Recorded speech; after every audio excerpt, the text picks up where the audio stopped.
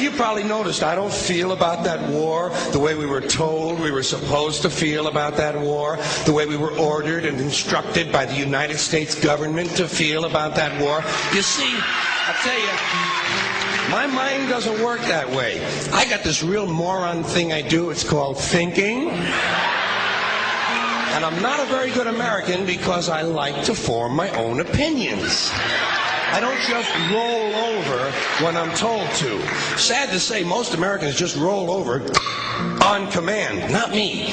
I have certain rules I live by. My first rule, I don't believe anything the government tells me. Nothing. Zero. Nope.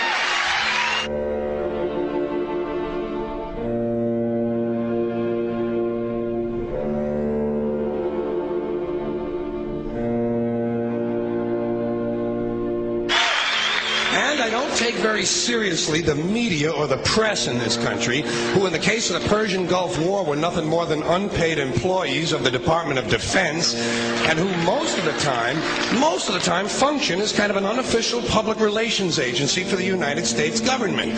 So I don't listen to them. I don't really believe in my country. And I gotta tell you folks, I don't get all choked up about yellow ribbons and American flags. Now, to balance the scale, I'd like to talk about some things that bring us together. Things that point out our similarities instead of our differences. Because that's all you ever hear about in this country is our differences. That's all the media and the politicians are ever talking about, the things that separate us, things that make us different from one another. That's the way the ruling class operates in any society. They try to divide the rest of the people. They keep the lower and the middle classes fighting with each other so that they, the rich, can run off with all the fucking money. Fairly simple thing, happens to work. You know, anything different, that's what they're going to talk about. Race, religion, ethnic and national background, jobs, income, education, social status, sexuality, anything you can do, keep us fighting with each other so that they can keep going to the bank. You know how I describe the economic and social classes in this country? The upper class keeps all of the money, pays none of the taxes. The middle class pays all of the taxes, does all of the work. The poor are there just to scare the shit out of the middle class. Keep them showing up at those jobs. Politicians know that word. They use it on you. Politicians have traditionally hidden behind three things: the flag, the Bible, and children. No child left behind. No child left behind. Oh, really? Well, it wasn't long ago you were talking about giving kids a head start. Head start, left behind. Someone's losing fucking ground here. But there's a reason. There's a reason. There's a reason for this. There's a reason education sucks, and it's the same reason that it will never, ever, ever be fixed. It's never going to get any better. Don't look for it. Be happy with what you got. Because the owners of this country don't want that. I'm talking about the real owners now. The big, the wealthy, the real owners, the big wealthy business interests that control things and make all the important decisions. Forget the politicians. They're irrelevant. The politicians are put there to give you the idea that you have freedom of choice. You don't. You have no choice. You have owners. They own you.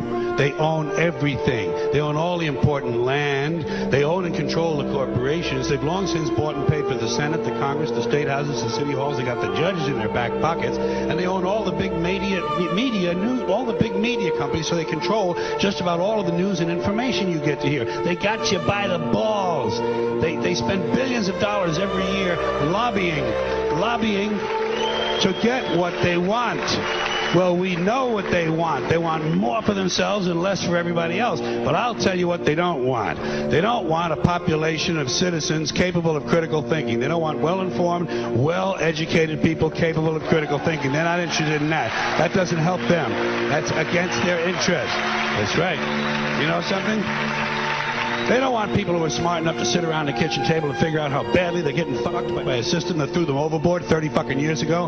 They don't want that. You know what they want? They want obedient workers. obedient workers, people who are just smart enough to run the machines and do the paperwork and just dumb enough to passively accept all these increasingly shittier jobs with the lower pay, the longer hours, the reduced benefits, the end of overtime, and the vanishing pension that disappears the minute you go to collect it. And now they're coming for your Social Security money. They want your fucking retirement money. They want it back so they can give it to their criminal friends on Wall Street. And you know something? They'll get it. They'll get it all from you sooner or later because they own this fucking place. It's a big club, and you ain't in it. You and I are not in the big club.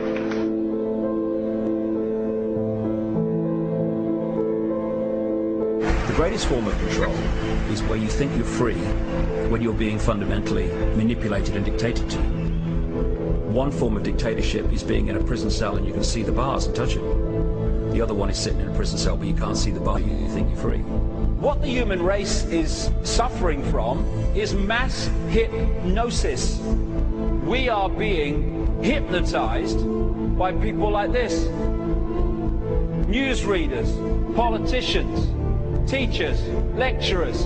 We are in a country and in a world that is being run by unbelievably sick people.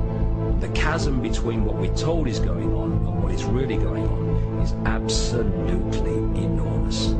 The greatest hypnotist on planet Earth is a oblong box in the corner of the room. It is constantly telling us what to believe is real. Historically, the control and manipulation of political opinion has been the Freemasons' main weapon in gaining control of countries and states. Once in control of the rulers and politicians of a country, laws and political structures could be changed in accordance with their agenda. However, since restricting the body does not necessarily mean restricting the mind, the Freemason recognizes that their plan for a global government hinges completely on subduing the masses to their agenda, and thus eliminating opposition to their cause. And the greatest threat to their plan, posing more danger than any army or law, is the threat of a free-thinking mind. In order to eliminate this threat and to achieve their objective, the Masons have set about the boldest plan ever devised: the complete control of every aspect of human life, your life. And the weapons they are using against you are in your very homes, entertaining you and your children, and gradually indoctrinating you without you even realizing.